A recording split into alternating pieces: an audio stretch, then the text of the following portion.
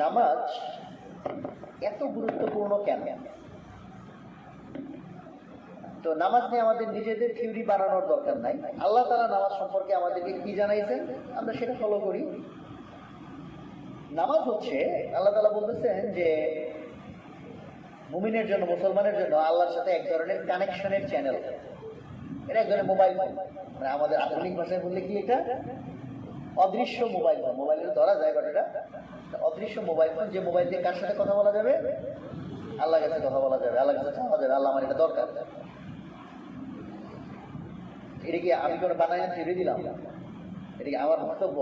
আমি একটা ধারণা করলাম যে এই নামাজ হচ্ছে আল্লাহর সাথে কানেকশন, এটা আমার ধারণা। আমি কি ধারণা বলছি? হ্যাঁ, ধারণা বলি না, এটা হাদিস করণের কথা বলছি যে আল্লাহ তাআলার বয়ানে বলছি যে নামাজ হচ্ছে মুসলমানকে আল্লাহ বিশাল এক নিয়ামত দিছে। বিশাল এমন নিয়ামত যে একটা ইন্ডিভিজুয়াল মুসলমান, তার এইরকম বড় ইমাম সাহেব, মুফতি সাহেব হওয়ার দরকার নাই। He can directly connect to his creator. তার সৃষ্টিকর্তার সাথে সে ডাইরেক্ট কানেক্ট করতে পারে, তার কাছে আবেদন জানাইতে পারে এবং তার আবেদন আল্লাহ কবুল করলে আল্লাহ তাআলা তার রেসপন্স, তার যা দরকার সেটা তাকে পৌঁছায় দিতে পারে। এইটা যদি আমরা বিশ্বাস আসলেই করতাম, বাদ বাকি সব বাদ বাকি ঠিক মতো আগে নামাজ কেমনে পড়তে হবে এটা শিখতাম না। উদাহরণ দিয়ে বুঝে, উদাহরণ বলে মানুষের জন্য সহজ হয়। মানুষ যে প্রযুক্তি দেখে নাই, সেই প্রযুক্তির ফজিলত বোঝা তার জন্য কঠিন। যেমন ধরা যায় আফ্রিকার একটা জঙ্গল থেকে এমন একটা লোককে ধরে নিয়ে আসছি যে জীবনে কোনোদিন সাধারণ সভ্যতা কিছুই দেখে না। তো সে এসে দেখলো যে এটা ফ্যান ঘুরে, তো তাকে একটা লাঠি দেওয়া হয়েছে, ওই যে ফ্যানটা থাইমে আছে, ওই লাঠির মধ্যে লাঠি দিয়ে সে পাখার মধ্যে বাড়ি দিচ্ছে, বাড়ি দিলে এটা একটু বাড়ি খেয়ে ঘুরছে। এইটুকু প্রযুক্তি তার মাথা ধরে, বুঝছি ভাই বাড়ি মারছি ঘুরছে। তো সে এরকম বারবার একটু পরে পরে যায় বাড়ি মারে, একটু করে ঘুরায়। দেখে আরেকজন বলে আরে কি করতেছো, ফ্যানটা তো নষ্ট করবা, এটা এইভাবে কোনোদিন ঘুরায় না।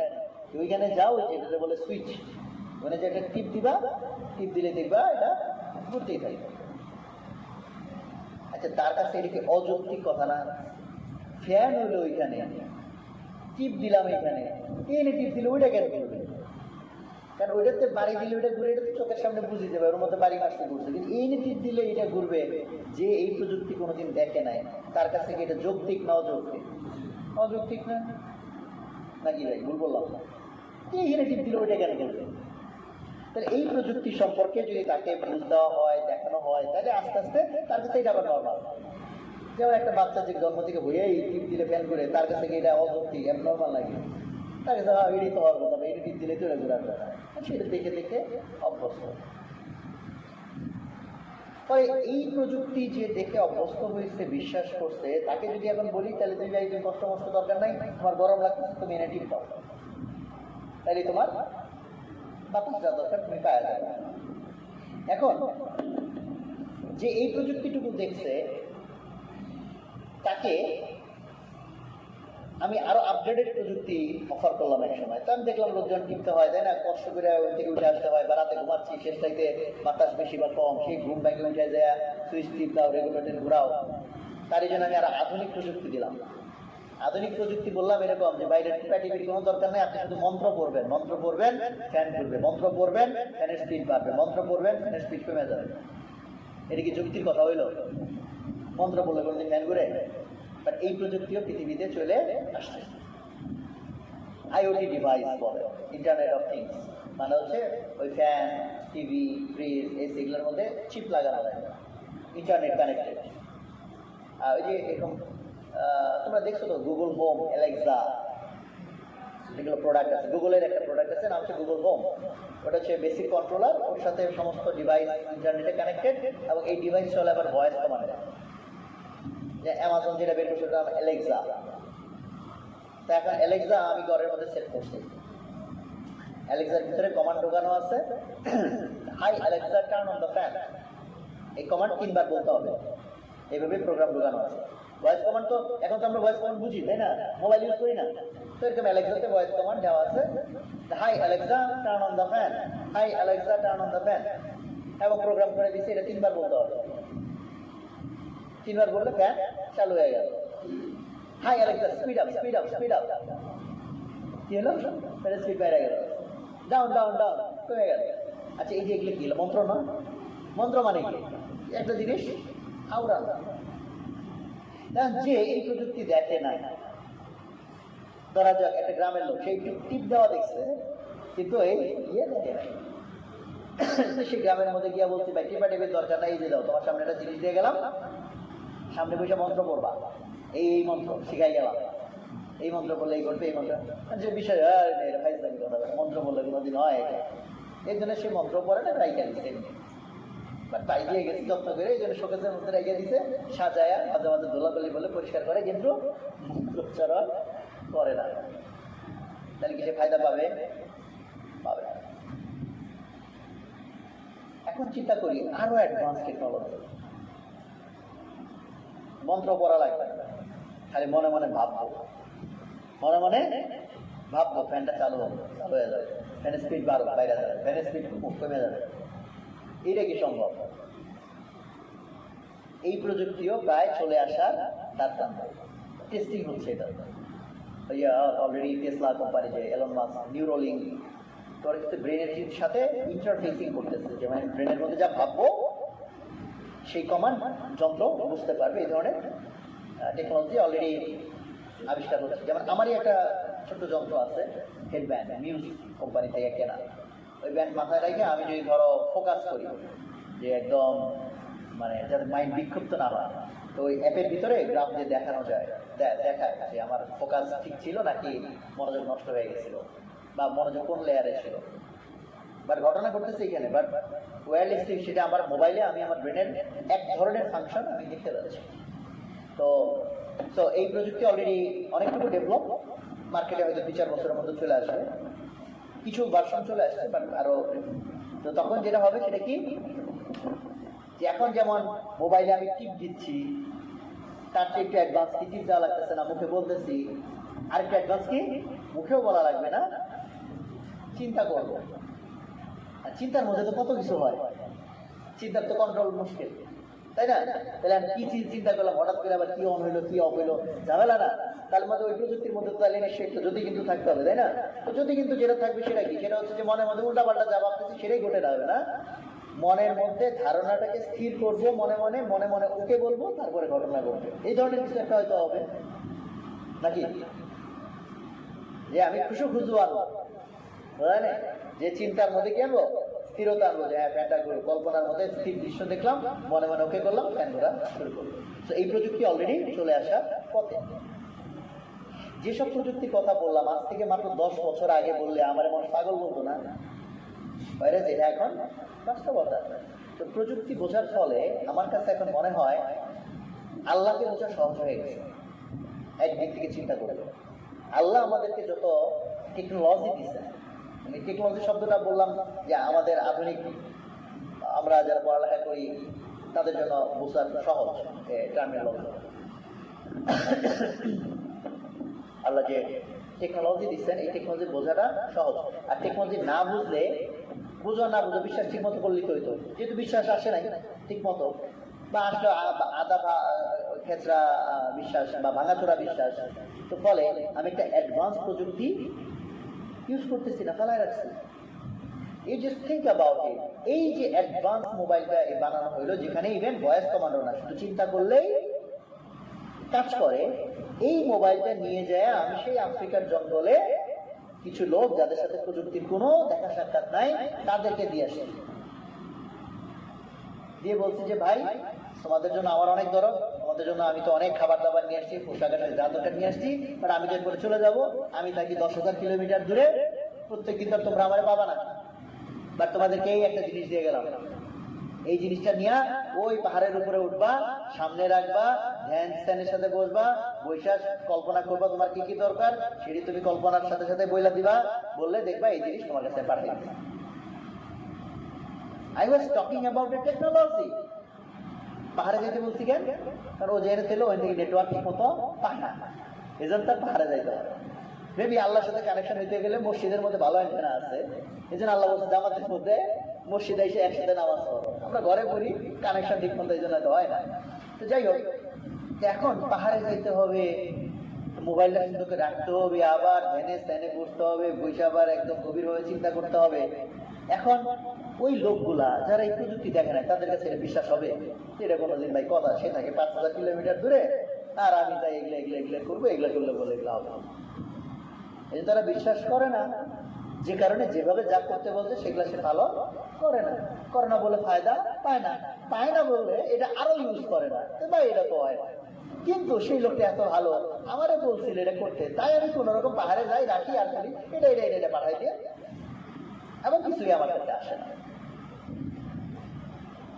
কারণ যে টেকনোলজি বুঝি না আমি, সেই টেকনোলজি ঠিক যেভাবে ব্যবহার করতে বলা হয়েছে আমাকে এক্স্যাক্টলি ওইটাই করতে হবে।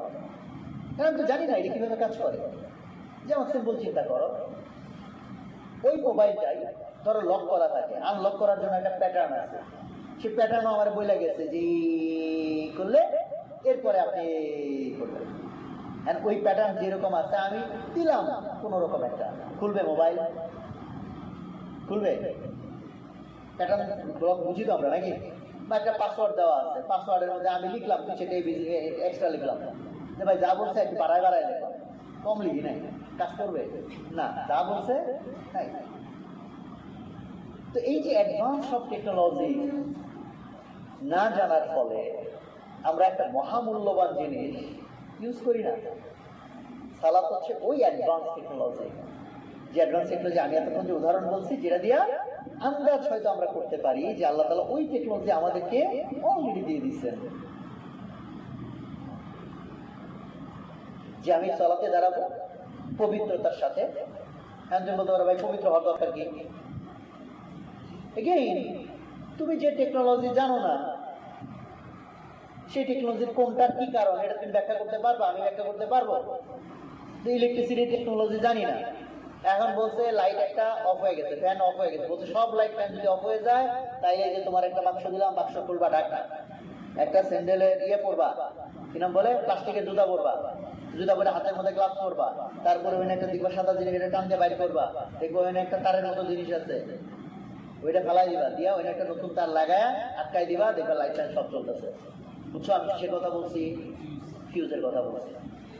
আর তুমি বলতে পারো ভাই লাইট ফ্যান এনে এনে নষ্ট হলে ওয়েনে যায় আমার কি কাজ? দ্বিতীয়ত ওয়েনে যে কাজ করবো বুঝছি, ভাই স্যান্ডেল জ্ঞান করতে হবে, এর সাথে স্যান্ডেলের কি সম্পর্ক? তোমার তো ধারণা নাই সব কি জিনিস, ইলেকট্রিসিটি কি জিনিস। যদি তুমি চামড়ার ইয়ে কি বলে রাবারের স্যান্ডেল না পরো, সব খায়া মারা যাবে। বুঝো না আমার কথা? এখন চিন্তা করো, নামাজ পড়তে হলে ওযু করতে হয় নাকি? ওযু করার জন্য কি মানুষ কোনোদিন বুঝাই বলতে পারবে কেউ কাউরে? সম্ভব না তো। ধরো আমি প্রস্রাব করছি, ওযু আমার আছে না ভেঙে গেছে? ভেঙে গেছে, তাহলে কি করতে হবে? আবার ওযু করতে হবে। আচ্ছা প্রস্রাব করছি, আমার কি নাকে চোখের মধ্যে প্রস্রাব গেছে? তা আবার কেন আমি নাকে পানি দেবো, আবার কেন আমি কুলি করবো? বরং যেখান থেকে প্রস্রাব করছে ওযুর মধ্যে বরং এটাই নাই যে ওইখানে আবার নতুন করে পানি দেওয়া আছে। তা এটা যুক্তির কথা হইল? এটা কি কোনো যুক্তির কথা হইল? যে ভাই আমি প্রস্রাব করছি, আবার হাত দিতেছি, পা দিতেছি, কুলি করতেছি। এটা যুক্তি খুঁজে কোনো লাভ নাই। কারণ যে টেকনোলজি বুঝো না, যে টেকনোলজির জ্ঞান তোমার নাই, সেই টেকনোলজির মধ্যে যুক্তি খুঁজে তোমার কোনো লাভ আছে? তুমি কি জানো এটা কেমনে কাজ করে, সার্কিট কেমনে কাজ করে তুমি জানো?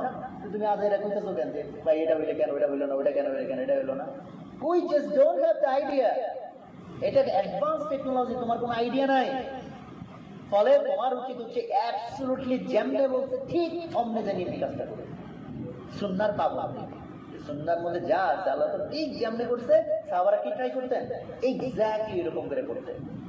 জাস্ট লাইক এই যে মোবাইলের প্যাটার্ন, এক্স্যাক্টলি যে প্যাটার্ন দিলে মোবাইলটা আনলক হবে, ওই এক্স্যাক্ট প্যাটার্নই দিতে হবে, একটু এদিক সেদিক হইলে কাজ করবে না।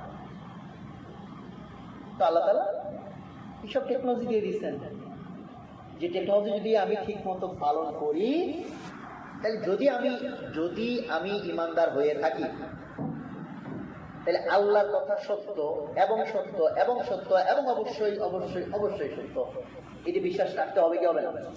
এই বিশ্বাস যদি আমার না থাকে, আমার ইমান থাকবে? আল্লাহ বলছে নামাজ হচ্ছে আমার সাথে তোমার যোগাযোগের মাধ্যম, এদিকে বিশ্বাস করছি, তাইলে এই কথা কি ভুল হইতে পারে? কিন্তু আমি তো জীবনে কোনোদিন কানেক্ট দিতে পারলাম না, তাই না? ওই যে জঙ্গলের মধ্যে যাদেরকে মোবাইল দিয়ে আসে তাদেরকে বললাম যে ভাই ওই লোকটা তো বলছিল এই মোবাইল দিয়ে যা চাইবা চলে আসবে, সত্যি না মিথ্যা? বলো হ্যাঁ ভাই ওই তো সত্যি কথাই, উনি তো ভালো মানুষ, মিথ্যা কথা তো বলার কথা না। কিন্তু মনের ভিতরে কিন্তু তোমার ধারণা তৈরি হয়েছে ভাই এটা তো কাজ করে না। কত সত্যি ঠিক আছে হয়তো, মোবাইল তো কাজ করে না, কারণ যেমনি মোবাইল ইউজ করার কথা ছিল তুমি কি এমনি মোবাইল ইউজ করছো? প্যাটার্ন যেমন দেওয়ার কথা ছিল দিছো, যে পাহাড়ে উঠতে বলছিল উঠছিলা, যেরকম ধ্যানের সাথে গিয়া বলছিল যে এমনি এমনি এমনি চিন্তা করা করছিলা, করো নাই। So আমাদের human body is an advance technology, human body advance technology. So এই জন্য সালাত যে একটা অসাধারণ গিফট, সালাত একটা অসাধারণ গিফট, আমরা বানাই দিচ্ছি বার্ডেন, আমরা মনে করছি বার্ডেন।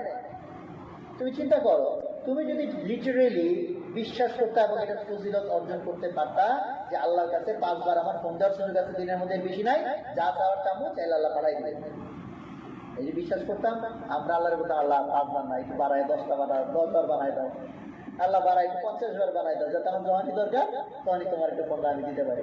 কি চাইতাম না এটা? যদি বলা হতো যে এই মোবাইলে ফোন দিলে তুমি যা চাইবা পাবা, কিন্তু হলো দিনে 5 বারের বেশি ব্যবহার করা যাবে না, আমরা লিমিট বাড়াই যাবো না। আল্লাহ তাআলা সালাত কত দিয়েছিলেন? 50 বার নিয়ত বাড়াই দিয়েছিলেন, আমরা বুঝি নাই, আমরা আল্লাহ তো জানেন। মুসা আলাইহিস সালাম বলছে যে এই বান্দা এগুলো বুঝবে না, পরে দেখা যাবে যে আরো ঘাপলা, ঠিক আছে কমায় টমায় দেয়, আল্লাহ ঠিক আছে ফরজ নামাজ বাদে তো নফল নামাজের সুযোগ আছে, তাই না? তো এই অ্যাডভান্স টেকনোলজিটাকে যদি আমরা ঈমান এনে থাকি, তাহলে যদি আল্লাহর সাথে আমার কানেকশন না হয় তাহলে বুঝতে হবে আমার সালাতের মধ্যে গ্যাপ আছে, সংযোগ হবে না, এই কথা সত্যি হইতে পারে না। আল্লাহর কথা অবশ্যই সত্যি, সমস্যা আল্লাহ না, সমস্যাটা আমার।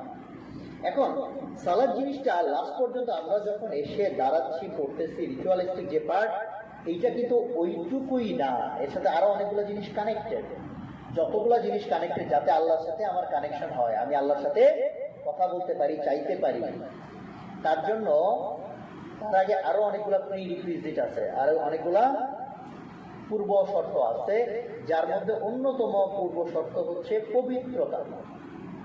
পবিত্রতা শব্দটা অ্যাকচুয়ালি রাইট ওয়ার্ড না, আমরা যে সুবহানাল্লাহ বলি সকল পবিত্রতা আল্লাহর, এটা ওয়ার্ডের লিমিটেশন বা রাইট ওয়ার্ড আমরা আসলে জানি না। পবিত্রতা হচ্ছে মনে করেন এটা আমরা পবিত্রতা বলতে বুঝি ময়লা টয়লা না থাকলে এটা কি হলো পবিত্র হইলো, তাই না? জিনিসটা এরকম না, জিনিসটা হচ্ছে একটা স্টেট, মানে সোজা কথা আল্লাহর সাথে কানেকশন হওয়ার জন্য আমার একটা হালত দরকার, যে হালতে মানে আল্লাহ যেরকম ওটার সাথে কানেকশন হইতে গেলে আমার একটা কি দরকার, সার্টেন স্টেজ দরকার। ওই স্টেজটাকে আমরা পবিত্রতা শব্দ দিয়ে উল্লেখ করি, এটা ছাড়া আল্লাহর সাথে কানেকশন হবে না। এই পবিত্রতা কিসের পবিত্রতা? যেমন আমরা বলছি গোসল করা, যেমন তার যদি গোসল ফরজ হয় তাহলে গোসল করে তাকে পবিত্র হইতে হয়। পবিত্র হওয়া মানে হচ্ছে আমাকে এমন একটা স্টেজে উঠতে হয় যে স্টেজ ছাড়া, যে অবস্থা ছাড়া আল্লাহর সাথে কানেকশন হবে না। ফর এক্সাম্পল, আমি একটা তারের সাথে তারের কানেকশন দিতে চাই যাতে ইলেকট্রিসিটিটা এই তার থেকে এই তারে আসে, এই ইলেকট্রিসিটির উপর যদি কাভার থাকে প্লাস্টিকের কাভার, তাহলে এটা কিনে যদি এটার সাথে আমি লাগাই এর উপরে কারেন্ট আসবে? আসবে না। তাহলে আমি বলবো কি তার পবিত্র হয় নাই, মানে এই অর্থে যদি বুঝাই যে এর সাথে এর কানেকশন হয়ে এনার্জি আসতে হইলে যে অবস্থায় উঠতে হবে ওটার নাম যদি বলি পবিত্রতা, তাহলে এই উপর কাভার লাগানো আছে প্লাস্টিক লাগানো আছে, মানে কি তারটা কি হয় নাই? পবিত্র হয় নাই। বুঝা গেছে? এটা মানে উদাহরণ দিয়ে বলতেছি আর কি। একইভাবে আল্লাহর সাথে আমার কানেকশন হয়ে যদি স্পিরিচুয়াল এনার্জি আমার আনতে হয়, আল্লাহর মদদ আল্লাহর সাহায্য যদি আমার আনতে হয়, তাহলে আমাকে ওরকম একটা পর্যায়ে উঠতে হবে, যে পর্যায়কে আমরা পবিত্রতা শব্দ দিয়ে উল্লেখ করি, যদিও শব্দটা কি বোঝায় আমাদের কাছে ক্লিয়ার না। তো অর্থ ক্লিয়ার হোক বা না হোক, আমাকে তাহলে শরীয়ত জানতে হবে, শরীয়তে কি বলা হয়েছে, যে কি হইলে পবিত্র হয় আর কিসের কিসের পবিত্রতা লাগবে। একটা হচ্ছে দেহের পবিত্রতা লাগবে, দেহ একটা এলিমেন্ট, আমার এই দেহ আল্লাহর সাথে কানেক্ট হয়ে গেলে আমার এই দেহ পবিত্রতা লাগবে, অপবিত্র হইলে হবে না। এখন অপবিত্র মানে কি? আমার এখানে একটু কাদা লাগছে, তার মানে কি আমি অপবিত্র, আল্লাহর সাথে কানেকশন হবে না এরকম না। পবিত্রতা অপবিত্রতার সংজ্ঞা আল্লাহ থেকে। ফলে যে যে পরিস্থিতি হলে শরীয়ত বলছে আমি অপবিত্র, তাহলে ওই পরিস্থিতি থেকে আমাকে উঠে আসতে হবে। যেমন কিছু কিছু সিচুয়েশনে আমাদের গোসল ফরজ হয়, গোসল ফরজ হয়, ওই অবস্থাটা অপবিত্র অবস্থা, ওই অবস্থায় আল্লাহর সাথে কানেকশন হওয়ার কোনো সুযোগ নেই, বরং তখন উল্টা শয়তান তোমার সাথে কানেক্ট হওয়ার সুযোগ তৈরি হয়ে যায়। শয়তান চাইলে তখন তোমাকে কানেক্ট করতে পারে। যদি ওটা ভিন্ন আলোচনা, ওইদিকে এখন যাবো না, but that is also almost equal important topic. Connection আল্লাহর সাথে যেমন আমি হইতে চাই, আর ওটা শয়তান চায় আমারে তোমারে কানেক্ট করতে। তো তাহলে শারীরিক পবিত্রতার মধ্যে আছে যেমন গোসল, যেটা নিয়ে আজকে দুপুরে আলোচনা হয়েছে, গোসলের ফরজ, গোসল কিভাবে করতে হবে। আমাদের এমন হচ্ছে তাবলীগে মুরব্বির বয়স প্রায় 60 বছর, এসে পরে কান্নাকাটি শুরু করছে, সারা জীবন নামাজ পড়ছে, তার গোসলের পবিত্রতার মাসালা জানা ছিল না। গোসল করছে, প্রচুর পানি ঢালছে, বাট গোসল হয় না। ফরজ গোসলের যে ফরজটুকু অন্তত আদায় করতেই হবে। তার মধ্যে একটা ফরজ কুলি করা, না আমি এক বালতি কেন, এক ড্রাম কেন, এক হাল, এক পুকুর পানি ঢালছি, কুলি করি নাই, পবিত্রতা হবে না। হ্যাঁ বলবা, আরে এটা কোনো কথা হলো নাকি, শরীরের মধ্যে এতগুলো পানি ঢাললাম, মুখে নয় একটু পানি নিয়ে, তাতে কি হয়েছে আমার? কারণ তুমি কি সার্কিট সম্পর্কে জানো? এই সার্কিট কেমনে কাজ করে, এই টেকনোলজি কেমনে কাজ করে তুমি জানো? নাকি কেন পানি দিতে হবে, মুখে কেন পানি দিতে হবে, এটা যুক্তি খুঁজা কোনো লাভ নাই, বিকজ ইটস এ টেকনোলজি, যেটা সম্পর্কে আমাদের কোনো আইডিয়া নাই। দ্যাটস ওয়াই আমাদেরকে এটা ফলো করতে হবে। আল্লাহ বলছেন এইটা এটা করো, তাইলে পবিত্র হয়ে যাবে। একইভাবে অজু একটা পবিত্রতা টেকনোলজি। তো এইভাবে অজু করলে কি হবে, শরীর পবিত্র হবে। এবং ওই পবিত্র গোসলের পবিত্রতা যদি ফরজ হয়ে থাকে, আর অজুর মাধ্যমে যে পবিত্রতা, এই পবিত্রতা ছাড়া সালাত আদায় করা যাবেই না। মানে তুমি চালাইলা, ওটা সালাত হবে না, ওটা এমনি তুমি ব্যায়াম করছো, ব্যায়াম হচ্ছে, কিন্তু ওটা সালাত হবে না। তাহলে একইভাবে তাহলে আমার অজুর বিষয়ে যত্নবান হওয়া উচিত না?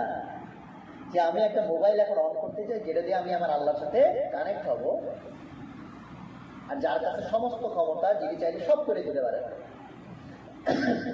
বা তার জন্য প্রিকন্ডিশন আমাকে পবিত্র হইতে হবে। তাহলে এটাকে আমার সিরিয়াসলি নেওয়া উচিত না? তাহলে অজুটা আমার ওইরকম সিরিয়াসনেসের সাথে করা উচিত। এবং শুধু ফরজ কেন, আমার সেক্ষেত্রে ইফ আই এম সিরিয়াস, আমরা একটা মোবাইল কিনে দিই, আমি মোবাইল হয়, তার উপরে কাবার লাগাই, তার আবার কি বাম্পার লাগাই, প্রোটেক্টর লাগাই, তাই না? কেন আমার কি সিরিয়াস, এটার বিষয়ে সিরিয়াস। তাহলে আমি যদি আমার সালাতের বিষয়ে সিরিয়াস হই, তাহলে আমি অজু গোসল এগুলোর বিষয়ে সিরিয়াস হবো। এটা গেল দেহের পবিত্রতা। ট্রুলি আল্লাহর সাথে কানেক্ট হইতে হলে আরো কয়েকটা লেয়ারের পবিত্রতা লাগবে। যেমন আমি যা খাচ্ছি সেটার পবিত্রতা লাগবে। যা খাচ্ছি পবিত্রতা মানে কি ভাই? সুষম খাদ্য।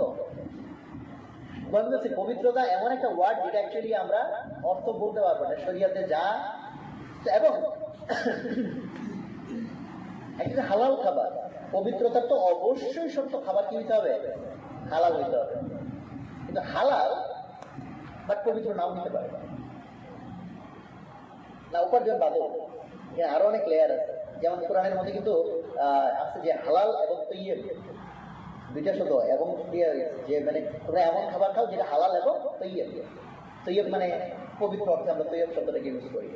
আবার সূরা কাহাফের মধ্যে আছে এই মুদ্রানি শহরে যাও এবং পিওর খাবার কিনে আসো, আস্কা, আস্কা কাম, পবিত্র খাদ্য কিনে নিয়ে আসো। তো খাবার যদি আমাদের আলোচনা নামাজ, কিন্তু খাবারের মধ্যে একটু যাচ্ছি, কারণ হালাল খাবার শুধু যথেষ্ট না আল্লাহর সাথে কানেক্ট হওয়ার জন্য।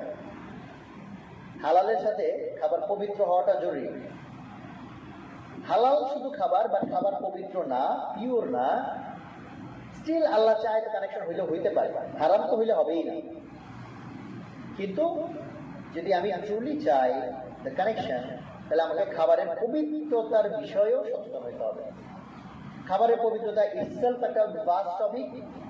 সংক্ষেপে যদি জাস্ট বলা যে ভাই আমার এক লাইনে বলেন, তাহলে আমি বলবো যত বেশি অর্গানিক হয় কোনো খাবার তুমি সেটা ট্রাই করবা, যত বেশি আর্টিফিশিয়াল সেটা থেকে দূরে থাকবা।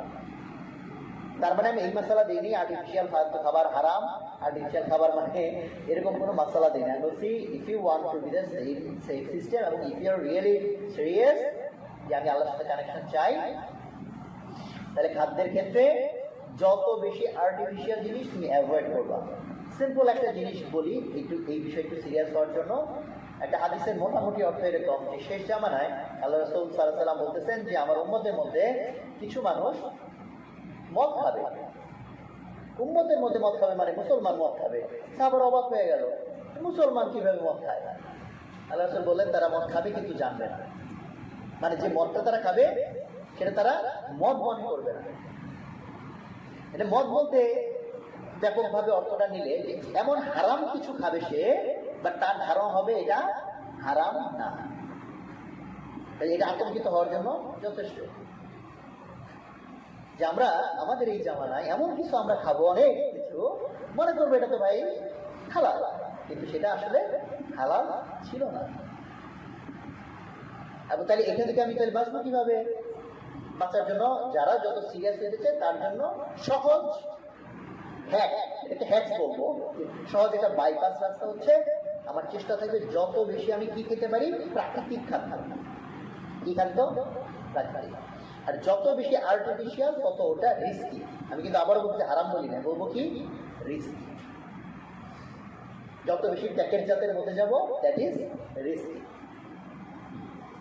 যেমন তোমার যদি অপশন থাকে ব্রয়লার মুরগি খাওয়া ভার্সেস কক মুরগি খাওয়া ভার্সেস একদম দেশি মুরগি যেটা ন্যাচারালি গ্রেজ, মানে চলে ফিরে খাইছে, তুমি যদি আসলে সুপার সিরিয়াস হও তাহলে তোমার উচিত হবে কষ্ট করে হইলেও দেশি মুরগি যেটা ঘুরে ফিরে বেড়ায় খায় এটার মাংস খাওয়া। গরুর মাংসের ক্ষেত্রেও খাসির মাংসের ক্ষেত্রেও একই কথা, যে প্রাণী ন্যাচারালি গ্রেজ, ওই ফার্মের মধ্যে আটকায়া বিভিন্ন রকম খাবার খাওয়ায় মোটা তাজা করে যে খাইছি, ওগুলা থেকে দূরে থাকতে পারলে ভালো ভালো সেই। তো যাই হোক, এই টপিক যেহেতু আজকের টপিক না, এটার ডিটেলসে যাচ্ছে না, বিকজ এটা আরো কন্ট্রোভার্সিয়াল আইডিয়া তৈরি হতে পারে। হয়তো বলে গেছে ভাই কি ফার্মের মুরগি খাওয়া হারাম, আমি কথা বলি না। বলছি খাবারের পবিত্রতা এবং পিউরিটি যদি চিন্তা করো তাহলে যত বেশি ন্যাচারাল সেটার দিকে থাকবা, ইটস সেফার ফর ইউ, তোমার ইন্টারনাল পবিত্রতার জন্য। আমরা এই যে মুরগি হালাল না কচ্ছপ হালাল না ব্যাং হালাল না হারাম, এটা নিয়েও যতটুকু কনসার্ন, তার চেয়ে লেস কনসার্ন ইনকাম হালাল কিনা। ওইটা হালাল হওয়া লাগবে না, তোমার খালি চিকেনটা হালাল পদ্ধতি জবাই করলে হয়ে যাবে। সেইখানে গিয়ে তো সবাই আমরা কট না। আজকের দিনে আজকের পৃথিবীতে ট্রুলি 100% হালাল ইনকাম অলমোস্ট এক্সিস্ট করে না। কোনো না কোনো ভাবে প্রত্যেকে আমরা একটু না একটু রিবা বা সুদের সাথে একটু না একটু সংযোগ আছে। এই জন্য আমাদের অনেক বেশি ইস্তেগফারের সাথে থাকা। তোমার ইনকাম হারাম হালাল হইতে হবে। ইনকাম যে আমাদের কত ভাবে আমরা হারাম বানাই। একটা তো ভাই সুদ, দেখো সুদ নিয়ে না হয় তুমি অনেক কনসার্ন, আমার জন্য একটু পানি গরম করলে ভালো হয়।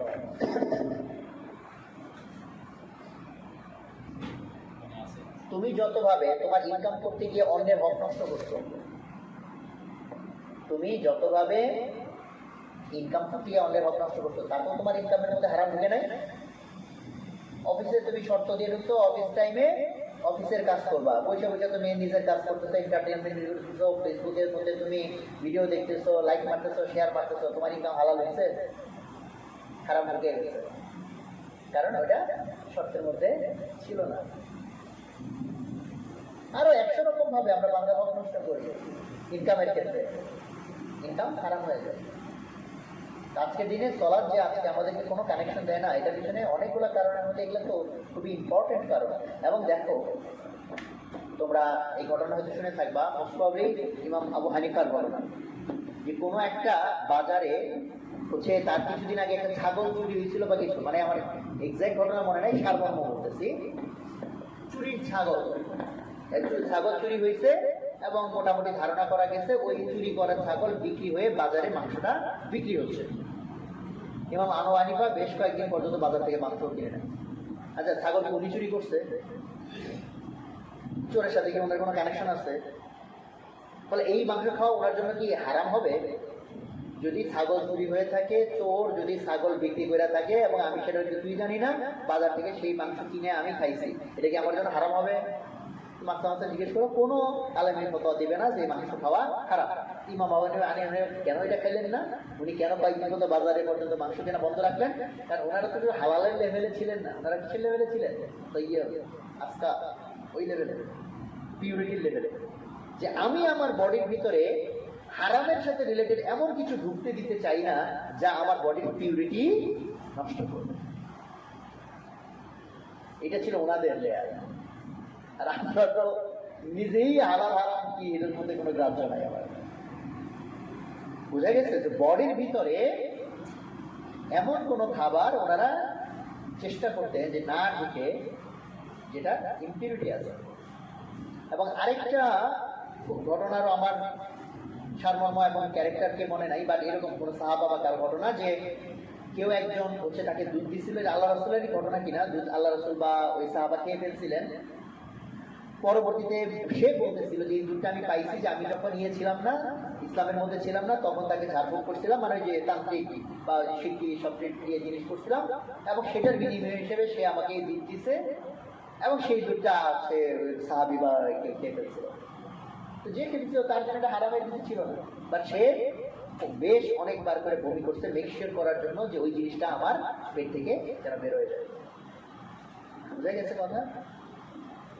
তো এই জন্য আমার বডির ভিতরে কি ঢুকতেছে সেই খাবারটা, এবং সেই খাবারটা আমি কিভাবে অর্জন করছি, এই পুরো জিনিসটা এই পবিত্রতার সাথে খুব ডিপলি কানেক্টেড। তো দেহের পবিত্রতার দুইটা অংশ বলছে, একটা বলছে একটু বাইরের, একটা বলছে একটু ভিতরে। দুইটা দেহের পবিত্রতার পার্ট, একটা বলছে গোসল ওযু বডির বাইরের সাথে, খাবার যেটা খাচ্ছি সেটা বডির সাথে বাট বডির ভিতরের সাথে। এরপরের পিউরিটির জিনিসটা হচ্ছে খুব ইম্পর্টেন্ট, মাইন্ডের পিউরিটি, স্পিরিচুয়াল পিউরিটি। এবং আজকের দিনে আমাদের এই খাবারে নিয়ে যতটুকু প্রবলেম সেটা তো অবশ্যই আছে, তার চেয়েও এখন অধিকতর বড় প্রবলেম রিসেন্ট টাইমে যেটা হয়েছে সেটা হচ্ছে আমাদের কলবের ইম্পিউরিটি। কলবের ইম্পিউরিটি, কল্ব কিভাবে ইম্পিউর হয়? কল্ব ইম্পিউর হয় বেসিক হচ্ছে গুনার মাধ্যমে। বেসিকটা হচ্ছে কি? গুনাহ। যত মানুষ গুনাহ করবে তার হার্ট বা কল্ব কি হতে থাকবে? করাপ্টেড হতে থাকবে, যার বা মানে ময়লাযুক্ত থাকবে। কল্ব যদি ময়লাযুক্ত হয়, ইম্পিউর হয়, অপবিত্র হয়ে যায়, এই কল্ব আল্লাহর সাথে কানেকশন করতে পারবে নাকি পারবে না? পারবে না। আল্লাহর সাথে অপবিত্র কোনো জিনিসের কোনো সংযোগ নেই। তো আমরা আলহামদুলিল্লাহ এখন তো সবাই গুণামুক্ত জীবনযাপন করি, বছরে আমাদের একটা দুইটা গুণা হয় কি হয় না, তাই না? উল্টা আছে, বছরে এমন কোনো দিন পাওয়া যাবে কিনা বা এমন কোনো ঘন্টা পাওয়া যাবে কিনা যে আমি গুণা করি নাই। আমাদের ঘুমায় থাকলেও তো এখন গুণা হয়। তো একটা তো হচ্ছে এই যে একটু আগে হাদিস করা হইলো, নামাজ পড়লে গুনাহ কি হয়? একদম পাতার মতো ঝরঝর করে পড়ে যায়। তো এই হাদিস শুনে তো আমরা খুশি, ওরে বাবা বাবা নামাজ দাঁড়াবো আর গুনাহ সব। নামাজ হয়েছে কিনা সেটাই সবচেয়ে বড় কথা হচ্ছে, নিশ্চয়ই নামাজ মানুষকে অশ্লীল এবং গর্হিত কাজ থেকে রক্ষা করে। গরম হয়েছে? একটু বিষয় দাও, পানি কি আছে নাকি বোতলের? আচ্ছা না, ওইটাই দাও, আমি একটু পরে খাই। আচ্ছা, আমরা নামাজও পড়ি আর অশ্লীল আর গর্হিত কাজের একটাও বাদ রাখি না, তাহলে কি আল্লাহর কথা মিথ্যা? আল্লাহ তো বলছে যে নিশ্চয়ই নামাজ মানুষকে কি করবে? অশ্লীল এবং গর্হিত কাজ থেকে রক্ষা করবে। তাহলে আল্লাহর কথা কি মিথ্যা হইতে পারে? তাহলে ব্যাখ্যা কি ভাই? আল্লাহর কথা তো মিথ্যা দেওয়ার সুযোগ নাই। তাহলে কি নামাজ হচ্ছে না? এত সহজ টেস্ট, নামাজ যে হচ্ছে না তার সহজ টেস্ট। কিন্তু হতাশ হয়ে যাবে না ভাই, হচ্ছে না বোঝাইয়ার চেষ্টা করে লাভ না, বরং চেষ্টা করে এটা হওয়ানোর পর্যায়ে নিতে হবে। আর যেহেতু ফরজ, অ্যাটলিস্ট আদায় করলে আল্লাহ কাছে উচিত আদায়, আল্লাহ হোক না, চেষ্টা তো করছিলাম, সময়টা খারাপ করে দাঁড়াইছিলাম অত, তাই না? অন্তত উচিলা তো রাখতে হবে।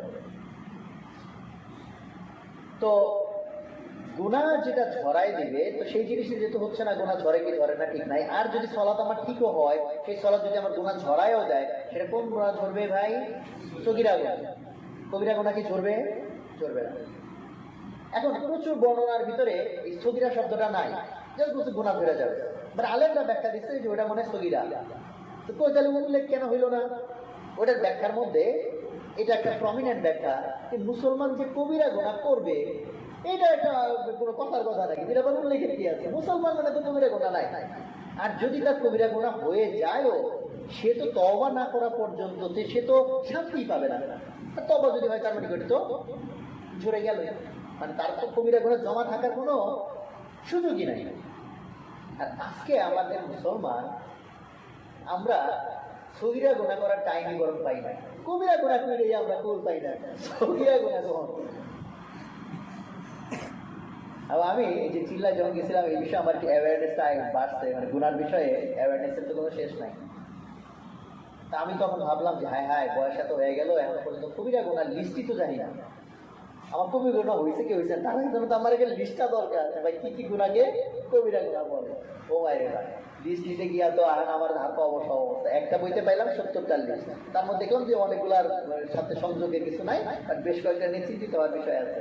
তারপরে পেলাম 100টা লিস্ট, তারপরে পেলাম 467টার একটা লিস্ট। 467টার লিস্ট দেখতে গিয়ে দেখি হাত অবশ হয়ে যাইতেছে। অহংকার করা একটা কবিরা গুনাহ, প্রচুর মানুষের জানাই নাই। মানে আমি যে একটা জানি আমি কি বা এই সেই ইত্যাদি কবিরা গুনাহ হয়ে গেছে, এবং আমি তওবা না করা পর্যন্ত এটা ক্লিন হবে না, যদি আল্লাহ তওবা কবুল করে। বাট আমি এটা গুনাহই মনে করি না। কত ভাবে আমরা অহংকার করি, এবং যার অহংকার করার কিছু নেই সেও অহংকার করে। ভাই দেখেন আমি সবার সেরা, আমার অহংকার করার কিছুই নাই, আমি পৃথিবীতে ইউনিক একটা মানুষ, এইটাই আমার অহংকার। মানে যার অহংকার করার কিছু নাই সেও একটা কারণ বাড়ি করে কেন আমার অহংকার করা দরকার। পুরো অবস্থা হচ্ছে এরকম। তো আমরা টাকার অহংকার, ডিগ্রির অহংকার, ভার্সিটির অহংকার, ফ্যামিলির অহংকার, তাই না, সুন্দর কথা বলতে পারি সেটার অহংকার, জ্ঞানের অহংকার, অহংকারের কোনো শেষ নাই।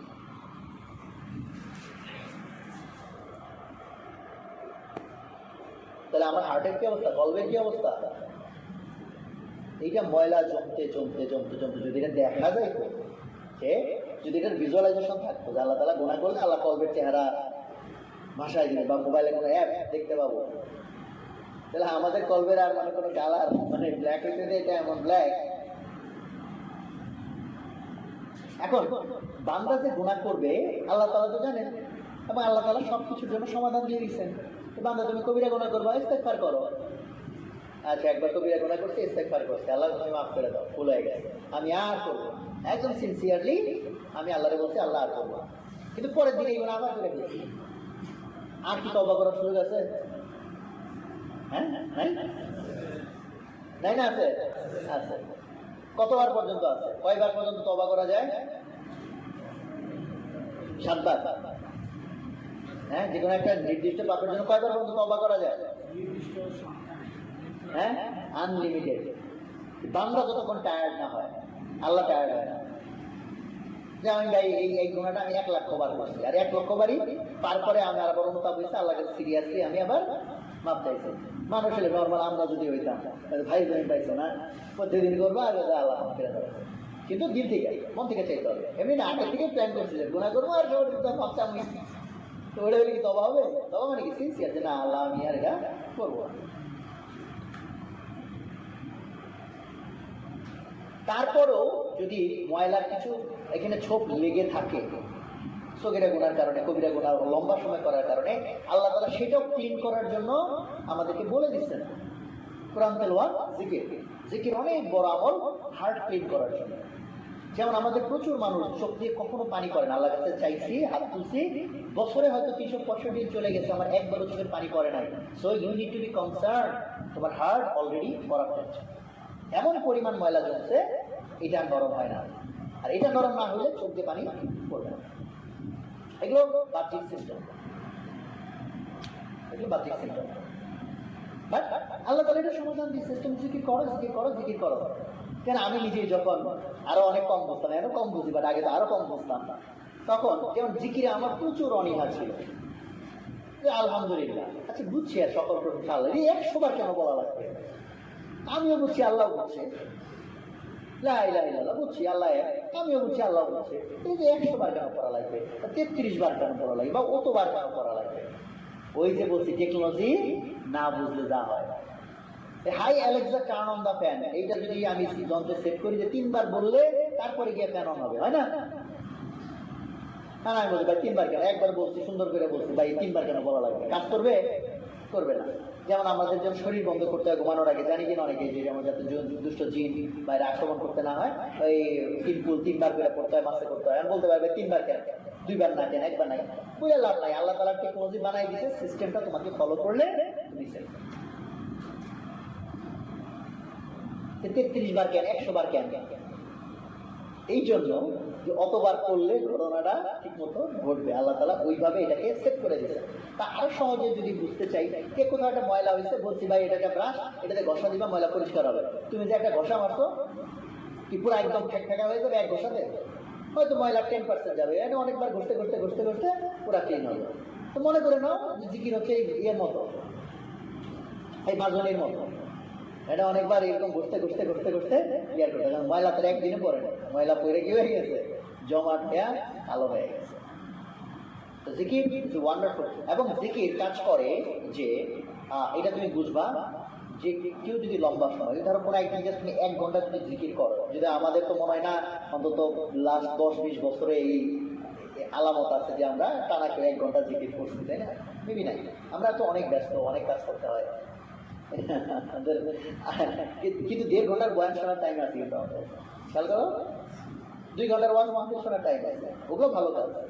কিন্তু তোমার হার্ট করার পরে জিকির তো আরো ইম্পর্টেন্ট আছে তোমার জন্য, কিন্তু জিকির করার টাইম নাই, কারণ ওইখানে শয়তান প্রচন্ড বাধা দিবে তোমাকে, প্রচন্ড বাধা দিবে। যে আমল শয়তানের জন্য খুব সমস্যা, কারণ কি উল্টা জিনিস, এটা যদি হার্ট করাপ্টেড হয় তাহলে শয়তান তোমাকে পেনিট্রেট করবে এবং এখানে ঘাটি গাড়বে এবং ওয়াসওয়াসা দিবে তোমাকে। শয়তান কিন্তু মানুষের বডিতে ঢুকতে পারে, অনেকের হয়তো এগুলো সম্পর্কে আইডিয়া নাই। দুই পাতা সায়েন্স কইরা বস্তুবাদী ধারণার কারণে মনে করে আর কিসের জিন, কিসের শয়তান, কিসের কি। যদি এটা ক্লিন রাখো তো আল্লাহ নূর এখানে আসবে, আর যদি এটা অপবিত্র হয় এটা শয়তানের ঘাঁটি হবে। আর শয়তান যদি তোমার মধ্যে ঘাঁটি গাড়ে, তোমার কন্ট্রোল তোমার হাতে থাকবে না। কোনো একটা লোকের হার্ট যদি করাপ্টেড হয়, কাউন্ট যদি করাপ্টেড হয়, ডার্টি হয়, সে ধরো মাত্র ওয়াজ মাহফিল শুনছে, অথবা সে এই মুহূর্তে মোটিভেটেড যে ভাই একটা হারাম দৃশ্য বা একটা এরকম মেয়ে যাচ্ছে বা কিছু একটা, আমি তাকাবো না। He can never control. ও ভাবছে আমি তাকাবো না, ইভেন দোয়া দরুদ করতেছে, দেখবা যে কেউ যেন ওর মাথায় ধরে ওরে ঘোরাই দিচ্ছে। Maybe some of you can even relate what I mean. তোমার কন্ট্রোল তোমার হাতে থাকবে না। তুমি 100 বার বিভিন্ন রকম ফোন করবা, আমি এটা করবো ওইটা করবো, ইভেন নর্মাল কাজ, প্রোডাক্টিভিটির কাজ পারবা, বারবার ল্যাপ করাই দিচ্ছে। আল্লাহ তাআলা আমাদেরকে সমস্ত টেকনোলজি দিচ্ছে, কেমনে আমি শয়তানকে মাইনাস করবো আর কেমনে আল্লাহর সাথে কানেক্ট করবো। আর আমরা কি উল্টা গোলা করছি, কেমনে আমি আল্লাহ থেকে দূরে থাকবো আর শয়তানকে সুন্দর একটা বাসস্থান বানাই দেবো। আসো ভাই শয়তান, তুমি আমার মধ্যে, তাহারে তোমার থাকা খাওয়ার জায়গা নেই, তুমি থাকো আমার কাছে থাকো, লিটারেলি। এবং আমরা এগুলোকে কিছুই মনে করি না। ডান হাতে খাওয়া হচ্ছে সুন্নত এবং আল্লাহর আদেশ, বাম হাতে খাইলে বলছে এটা কি উচিত নাকি উচিত না? উচিত না, সুন্নাত। এবং বলা হয়েছে এটার ব্যাখ্যাও আছে কেন উচিত না, সেটা আল্লাহ তাআলা সহজ করছেন আমাদের জন্য, একটা কারণ বলে দিচ্ছেন। বলছেন বাম হাতে খাইলে এই খাবারে শয়তান পার্টিসিপেট করে। শুনছো তোমরা কেউ এটা? শুনলে ভালো, না শুনলে এখন শোনো। শয়তান কি করে? এই খাবারে অংশগ্রহণ করে। তুমি ভাবলা আমি আধুনিক সাইন্টিফিক মানুষ, আমি এটা পরীক্ষা করে দেখতে চাই, এটা 100 গ্রাম পানি খাইছি আর এরকম খুবই সূক্ষ্ম স্কেলে আমার ওজন আবার মাপা হবে, 100 গ্রাম ওজন আমার সাথে যুক্ত হয়েছে কিনা, তাইলে বোঝা যাবে এই খাবার শয়তান খাইছে কি খায় না। এই মাইপে কি তুমি শয়তান ধরতে পারবা? তো শয়তান পার্টিসিপেট করে মানে কি? এটার ব্যাপক অর্থ যে শয়তান যখন কারোর ভিতরে পেনিট্রেট করে, শয়তান বলতে তো শয়তানের বাহিনীর মধ্যে জিনও আছে, মানুষও আছে। আমরা যে সূরা নাস খেয়াল করো, এটা কত ইম্পর্টেন্ট টপিক। আল্লাহ তাআলা কি দিয়ে শেষ করছেন কোরআন? সূরা নাস দিয়ে, মিনাল জিন্নাতি ওয়ান নাস, ওয়াসওয়াসা, ওগুলো কোথায় বলা? লাস্ট সূরা। কারণ মানুষ কি কোনটা লাস্ট কোনটা ভাই এগুলো তো মিস করে না। আল্লাহ সূরা আল্লাহ দিতে সাইজে ছোট, এই জন্য আমরা ওগুলো আবার বেশি তাড়াতাড়ি শিখি। বাকারা তো আর নরমালি আমরা শিখি না, পুরে বাপরে আড়াই তারা এত বড়টা মুখস্থ করবো কেমন, বাট এটা তো সহজ। এবার আল্লাহ রাসূলকে যখন জাদু করা হয়েছিল তখন কিন্তু এই দুইটা সূরা নাযিল হয়েছে, সূরা ফালাক, সূরা নাস। তো সূরা নাসের মধ্যে আমি কি বলতেছি? মিন শাররিল ওয়াসওয়াসিল খান্নাস, খান্নাসের ওয়াসওয়াসা থেকে আমাকে রক্ষা করো, তাই না? এবং লাস্ট লাইনে কি বলতেছে? মিনাল জিন্নাতি ওয়ান নাস, জিনদের থেকে এবং মানুষদের মধ্যে থেকে যে শয়তান আছে তাদের থেকে আমাকে রক্ষা করো। তো জিন শয়তান দেখে তো আমরা দেখতে পাই না, they can penetrate our body. তারা আমাদের বডিতে পেনিট্রেট করতে পারে, ব্রেডের ভিতরে ঢুকে যেতে পারে, রন্ধ্রে রন্ধ্রে ট্রাভেল করতে পারে, শরীরের ভিতরে প্রবলেম ক্রিয়েট করতে পারে। এবং এগুলো আমার বানোয়ার কথা না, হাদিস কোরআনের কথা বলতেছি। সেই শয়তানকে তুমি যদি থাকা খাওয়ার ব্যবস্থা করে দাও, কারণ ওই শয়তান তুমি যদি বাম হাতে খাও তাহলে এইটাই তার জন্য খাবার হয়ে যায়, তাহলে ও আরামে থাকবে, এটা ছাড়তে চাইবে না। আর যে বিসমিল্লাহর সাথে খায়, বিসমিল্লাহ বললে শয়তান এটাতে পার্টিসিপেট করতে পারে না। এবং হাদিসে আছে যে একবার এক সাহাবা বিসমিল্লাহ বলতে ভুলে গেছিল এবং খাওয়ার মাঝখানে গিয়ে যে দোয়াটা আছে বিসমিল্লাহ ওয়ালাহু আখিরাহু, এটা যখন বলে ফেলছে তখন আল্লাহ রাসূল দেখে হেসে ফেলছে। কারণ আল্লাহ রাসূল তো অনেক কিছু দেখতে পাইতেন, উনি দেখছে ওই শয়তান তো খেয়ে ফেলছিল, যেহেতু বিসমিল্লাহ উনি শুনতে বলছিল না। পরে ওই শয়তান জন্য বিসমিল্লাহ ওয়ালাহু আখিরাহু বলছে, ওই শয়তান কি করছে? ওই খাবার আবার বমি করে ফেলা গেছে। আমি জাস্ট তোমাকে একটা ক্লু দিই, সারা পৃথিবীতে কি পরিমাণ মেকানিজম আমাকে তোমাকে শয়তানের সাথে কানেক্ট করার জন্য, শয়তানের মানে ইয়ে করে ফেলার জন্য, মানে শয়তান দ্বারা যাতে তুমি ওর বশবর্তী হই। আমি একটা কথা বলি, তোমরা একটু জাজ করে দেখতে পারো। হলিউডে রিসেন্ট টাইমে তো অনেক বছর মুভি দেখা হয়নি, বাট যতদিন আমি দেখছি হলিউডের যত মুভিতে সিন আছে, বা ইভেন এখন বাংলাদেশেও মেবি, আমার আইডিয়া নাই, দেখবা যে কোনো একজন কিছু খাচ্ছে, বিশেষ করে পানীয়, কফি, চা, হোয়াটএভার। আমার ধারণা আমি তখন যখন ফলো করছি, অন্তত 90 to 95%, ইভেন 99% হতে পারে দেখবা বাম হাতে খাচ্ছে। এখন যেহেতু বলছি, এখন তুমি ফলো করো, কোনো আজে বাজে দৃশ্যের সিনেমা দেখার দরকার নাই এটাকে জায়েজ করার জন্য। বা যারা দেখছে তাদের জিজ্ঞেস করে, ভাই খাওয়ার যে দৃশ্যটা দেখছিলি ডানাতে ছিল না বাম হাতে ছিল, দেখবে বাম হাতে। যে আধুনিক সিস্টেম, যে কাঁটা চামচ ছুরি দিয়ে খাইতে হয়, ওটা সিস্টেমটাই এমন বাম হাতেই খাইতে হবে। কারণ চাকু ধরতে হয় শিখাইছে না এদিকে কোনাতে, ডানাতে, আর ইয়ে ধরতে হয় কি কাঁটা চামচ বাম হাতে। তো বাম হাতে কাঁটা চামচে খাবারটা উঠাইতে, তাহলে খাবার কোনাতে যাচ্ছে বাম হাতে। দেখো এমন সব মেকানিজম তৈরি করা হয়েছে যাতে তুমি বাম হাতে খাও। এখন কেউ একজন বলতে পারো যে ভাই বায়োলজিতে তো আমরা দেখছি দুই হাত সিমেট্রিক, এই হাত আর এই হাত কি আসে যায়। তুমি কি টেকনোলজি জানো? এখন দুইটা সুইচ দেখতে একই রকম, একটা ফ্যানের সাথে কানেক্টেড আর একটা লাইটের সাথে কানেক্টেড। তুমি বলো দুইটা তো ভাই একই রকম সিমেট্রিক সুইচ, টিপ তো একটা দিলেই হইলো। তো যার ধারণা নেই সে নাই কথা বলবে। আল্লাহ তাআলা বলছে ডানাতে হইলে ঠিক আছে, বিসমিল্লাহর সাথে বললে খাইলে ঠিক আছে, যদি বিসমিল্লাহর সাথে না খাও আর বাম হাতে খাও, ওই খাবার কার খাবারে হওয়ার পরিণত হবে? শয়তান। শয়তান যদি এখন খুঁটি গাড়ে, তাহলে দেখো এখন নেগেটিভ ফিডব্যাক লোকের মধ্যে করে যাবা। তোমার গুনার কারণে শয়তান তোমার ভিতরে ঢুকছে, সেই শয়তান ঢুকে তোমাকে যে আরো গুনাহ করাচ্ছে, সেই গুনার কারণে তোমার হার্ট আরো করাপ্টেড হচ্ছে, শয়তানের খুঁটি আরো শক্তিশালী হচ্ছে। তো তুমি যদি এখান থেকে বেরোইতে চাও, তোমাকে তাহলে শক্তিশালী অ্যাক্টিভ এফোর্ট দিতে হবে এটাকে ক্লিন করার জন্য, শয়তানটাকে বের করার জন্য। শয়তানকে বের করার অনেক রকম প্রক্রিয়া আছে।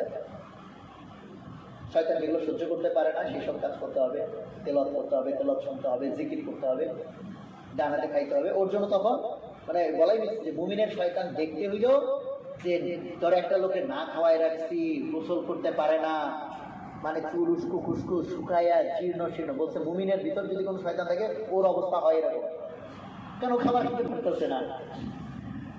হ্যাঁ, ওর জন্য কোনো ফ্যাসিলিটিস নাই। যদি ঢুকে পরে একসময় ও বিরক্ত হয়ে ও বের হয়ে যায়।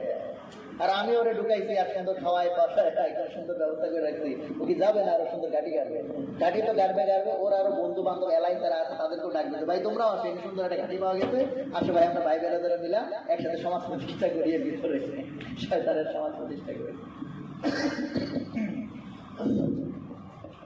Casual language, but things are serious. এই বর্তমানে তোমাদেরকে একটা জিনিস বলি,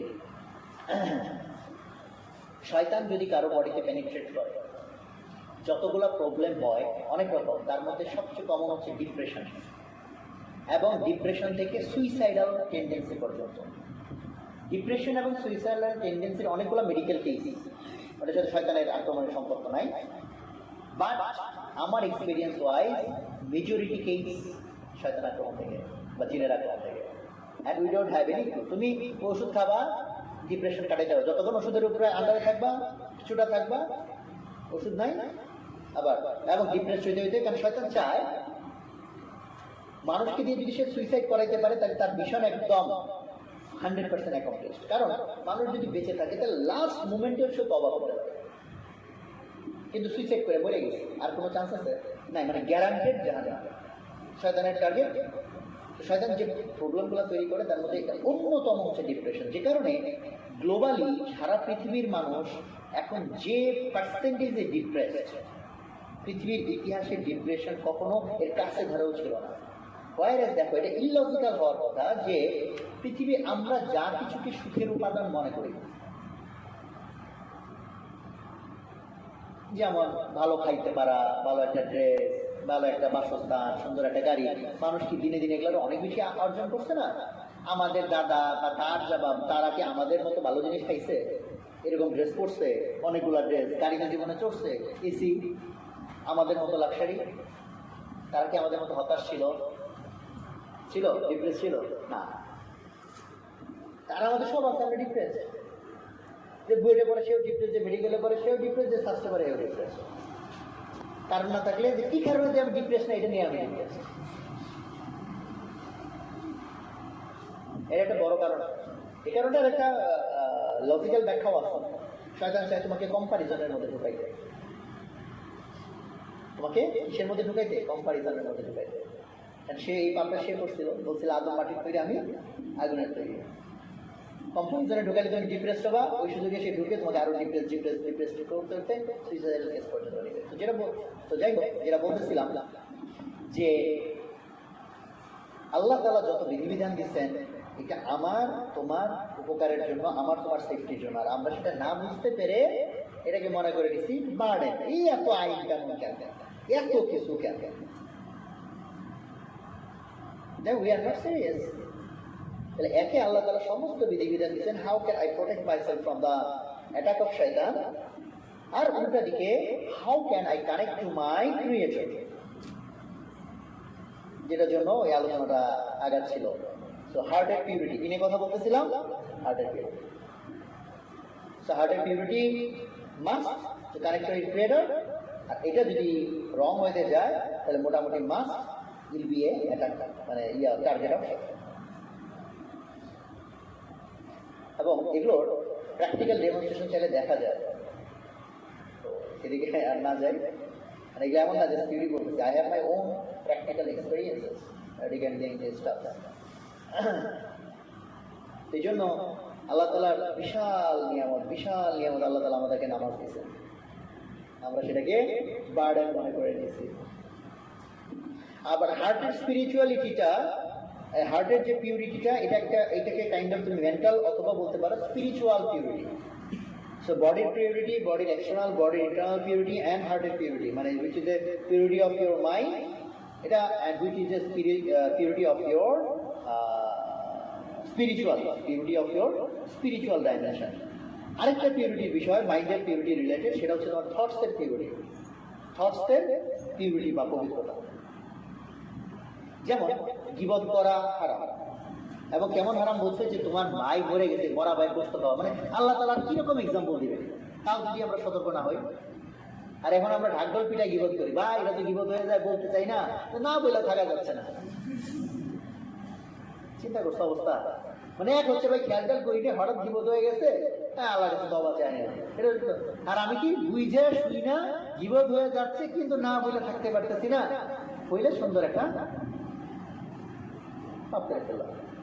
তো থটসের যত মানে থটস রিলেটেড যত গুণা, এটা হচ্ছে আমাদের মেন্টাল লেয়ারে অপবিত্রতা তৈরি করে। খারাপ চিন্তা, যে কোনো ধরনের খারাপ চিন্তা, বাজে চিন্তা, অশ্লীল চিন্তা, বুঝছে, মেন্টাল ইম্পিউরিটি তৈরি করে। সো এগুলো হচ্ছে কন্ডিশন, এগুলো হচ্ছে শর্ত। আল্লাহর সাথে কানেক্ট হবা তো দামি একটা মোবাইল যা চাবে আল্লাহ দিয়ে দিবে, এমনি এমনি হবে হবে না। সেই জন্য কত বাজে? ওরে বাবা, এগারোটা বাজে, পারবো না, তুয়াজ মাহফিল হয়ে যাচ্ছে দেখে বাদ দিয়ে।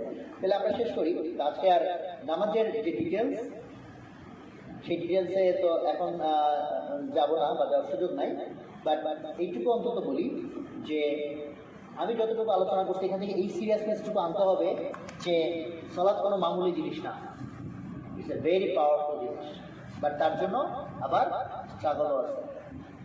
বাট এটা হতাশ হওয়ার কিছু নাই। তুমি ভাবতে পারো যে ভাই এত পিউরিটি তো জীবনও হবে না, আমার নামাজ হবে না, এটা কিন্তু আবার না। মানুষ তুমি সিনসিয়ার মোস্ট এফোর্ট দিয়ে যদি একবার তওবা করে ফেলো যে আল্লাহ আমাকে ভুলে গেছে, তুমি আমার এই নামাজটা কবুল করো, আল্লাহ ইনস্ট্যান্টলি তোমার নামাজ কবুল করে ফেলতে পারে, যদিও তোমার এতদিনের অনেক রকম ইম্পিউরিটি অলরেডি তোমার মধ্যে ছিল। বুঝা গেছে? তাহলে এটা আবার হতাশ হওয়ার কোনো কারণ নাই, এটাও আবার সম্ভব যে তোমার ইনস্ট্যান্ট তওবার পরবর্তী যে কোনো নামাজ আল্লাহ ইনস্ট্যান্টও কবুল করে ফেলতে পারে।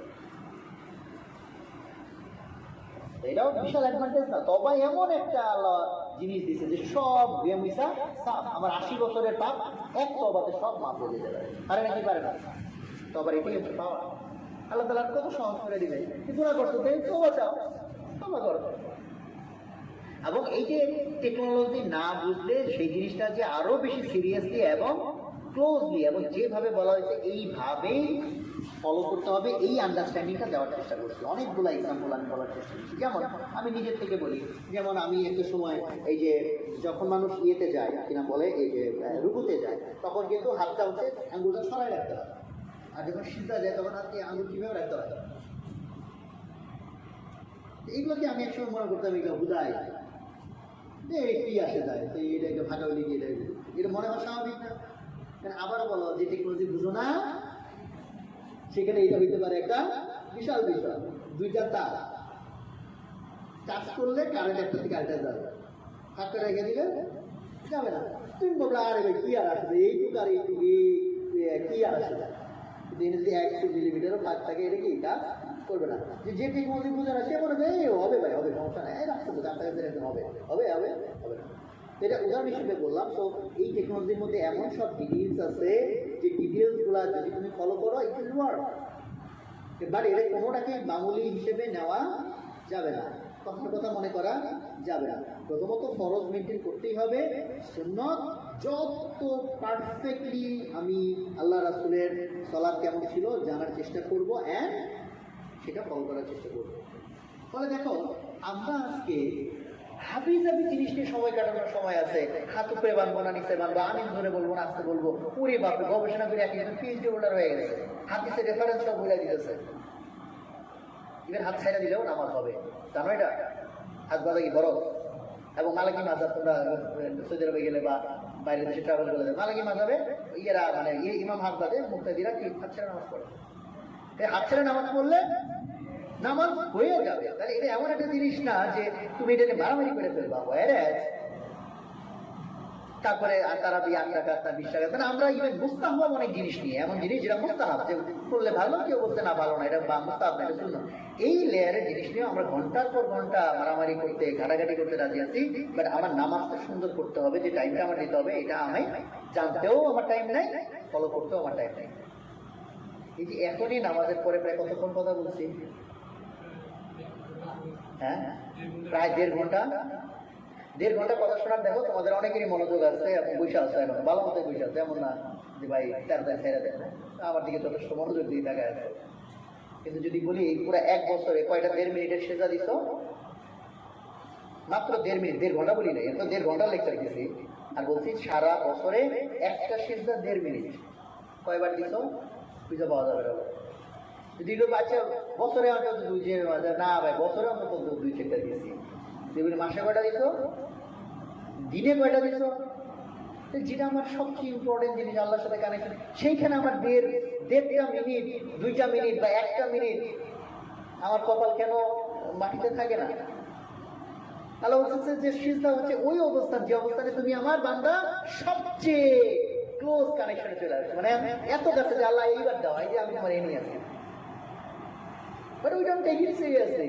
একজন আমার বলছে, ভাই আপনি তো বললেন 1.5 মিনিট 2 মিনিট সিজদা দিতে, তো সুবহান রাব্বিয়াল আলা এটা 7 বার বললো, তো আমার এটা 15 সেকেন্ডে শেষ হয়ে যাবে, তার বাকি সময় আমি করবো নাকি?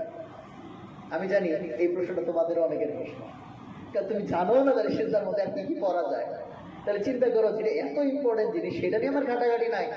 আমি মাসলা সহ বইলা দিচ্ছি, তারা 8 টাকা না 20 টাকা দেড়ের মাসলা কেটে ফেলাইছি।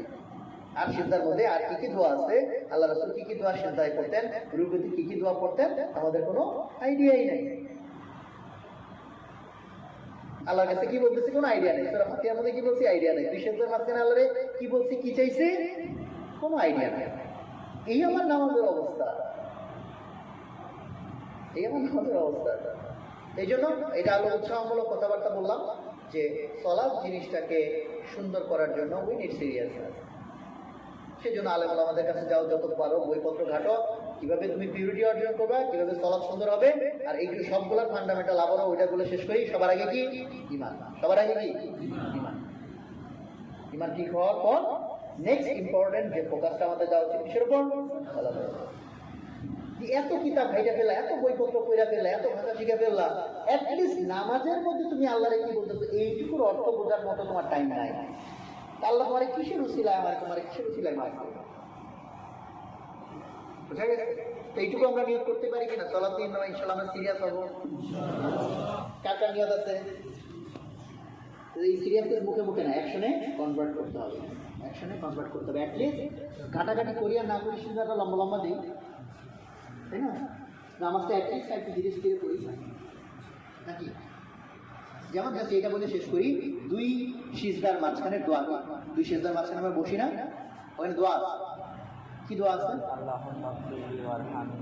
যেমন এটার একদম শর্টের ভার্সন হচ্ছে আল্লাহুম্মা গফিরলি, আরটা হলো তার চেয়ে একটু বড় ভার্সন হচ্ছে 4টা জিনিস, আল্লাহুম্মা গফিরলি ওয়ারহামনি ওয়াহদিনি ওয়ারযুকনি। আর এটার ফুল ভার্সন হচ্ছে আল্লাহুম্মা গফিরলি ওয়ারহামনি ওয়াহদিনি ওয়াজবুরনি ওয়াআফিনি ওয়ারযুকনি ওয়ারফানি।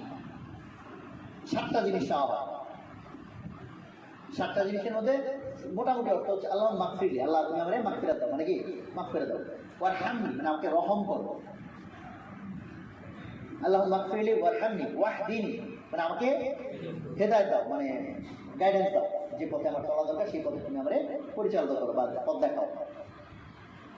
ওয়াজবুরনি মানে হচ্ছে আমাকে ফিক্স করে দাও। ফিক্স করা মানে আমার যত সমস্যা, ধরো আমার হাত ভেঙে গেছে, এটা জোড়া দিয়ে দাও, এটা ফিক্সিং বলে। ওয়াজবুরনি মানে এরকম যে আমার যা কিছু ভুল হয়ে গেছে ওগুলো তুমি আবার কি করে দাও, ঠিক করে দাও। যেমন আমার হাত নষ্ট হয়ে গেছে, এটা ওয়াজবুরনির পার্ট, এই হাতটা তুমি আবার কি করো, মেরামত করে দাও। ওয়াআফিনি মানে আল্লাহ আমায় সুস্থতা দাও। ওয়ারযুকনি আমাকে রিজিক দাও। রিজিক মানে শুধু খাবার না, ভালো বিবি এটাও রিজিক, তোমার ভালো ডিগ্রি এটাও তোমার রিজিক। আর সেটা আছে ওয়ারযুকনি ওয়ারফানি, ফানি মানে হচ্ছে আল্লাহ তুমি আমার মর্যাদাকে উঁচা করে দাও। আচ্ছা তোমার আর এর বাইরে কি চাওয়ার আছে বলো দেখি আমার ভাই? 7টা জিনিস যে বললাম, এর বাইরে তোমার আর কি চাওয়ার আছে আল্লাহর কাছে? বাট এই 7টা জিনিস তুমি কতক্ষণে চাইছো? আধা সেকেন্ডে, বা কি বলবো মানে 30 মিলি সেকেন্ডে। কি যে চাইছো, আর চাইছোই না ধমকি দিছো না কি? হ্যালো বাকিল বাকিল বাকিল কি রে, এটা মাপসা হইল? হ্যাঁ এটা মাপসা হইল? সেই জন্য লেট আস বি সিরিয়াস। যে 7টা না পারি আমি 4টা শিখে অন্তত আল্লাহ মাগফিরলি ওয়ারহামনি ওয়াহদিনি ওয়ারযুকনি। একদিন যদি আল্লাহ মাগফিরলিও বলি, ধ্যানের সাথে দিলদারে নরম করে বলি। ফরজ সালাত তো ফরজের মতো হইতে থাকে, বাট এগুলো হচ্ছে কি কোথায় প্র্যাকটিস করবো? সুন্নত এবং নফলে। আমি আমার মতো আমার স্পিডে যেভাবে আমার দিল নরম হয় আমি ওই স্পিডে আনবো, তাই না? আল্লাহ মাগফিরলি, আল্লাহ তুমি মাফ করে দাও। এটা তুমি একদম অনুভূতির সাথে আল্লাহরে বলো, ধীরে স্থিরে বলো। তুমি 2 সিজদার মাঝখানে 1 মিনিট ওয়েট করো, আল্লাহ মাগফিরলি তুমি বারবার বলো, যদি বাকিগুলো না আসিব আল্লাহ মাগফিরলি বারবার বলতে থাকো দরদ দিয়ে। ওয়ারহামনি ওয়াহদিনি ওয়ারযুকনি, তাহলে এক একটার উপর তুমি ফোকাস করো, আল্লাহ তুমি আমার রহম করো, আল্লাহ তুমি আমার হেদায়েত দাও, আমার রিজিক দাও। আল্লাহ চাইতে বলছে, আমি চাইতেছি না, কি আজব। এই জন্য আল্লাহ তাআলা আমাদেরকে রহম করুক, আমাদের যাতে আল্লাহ তাআলার কথাকে আমরা সিনসিয়ারলি নিতে পারি, সিরিয়াসলি আমরা প্র্যাকটিস করতে পারি এবং আল্লাহ তাআলার শক্তিতে আমরা আল্লাহ তাআলার নূরে আমরা নূরান্বিত হতে পারি। আল্লাহ তাআলা আমাদের সবাইকে মাফ করেন।